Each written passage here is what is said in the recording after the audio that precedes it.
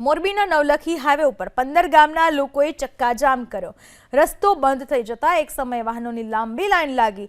મોરબીથી નવલખી બંદર સુધી જતો નવલખી સ્ટેટ હાઈવે અત્યંત બિસ્માર હાલતમાં છે। ઠેર ઠેર ગાબડા પડી ગયા છે। અપડાઉન કરનાર વિદ્યાર્થીઓ, નોકરિયાતો સહિત વાહન ચાલકો ભારે હાલાકીનો સામનો કરી રહ્યા છે। ઘણીવાર ખાડાના કારણે અકસ્માતની ઘટના પણ બને છે।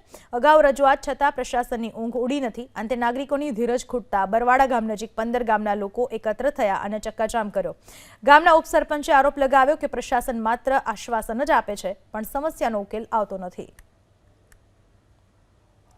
मुख्य मांगणी ये है कि 20 टन केपेसिटीना वाहनों जो चालता हो एनी जग्याए जे चाली 70 टनना ओवरलोड केपेसिटीना जे वाहनों चाले छे एने आरटीओ भानमा लीए।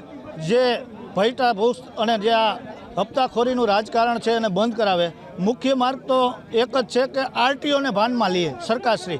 जे 30 वर्षथी आ सरकार छे आ सरकारमां आवडું મોટું હપ્તાખોરી। आज आ परिस्थितिનું निर्माण એટલા માટે થયું છે કે અમારો જે આ નવલખી હાઈવેનો જે રોડ છે એ અતિ ગંભીર હાલતમાં છે।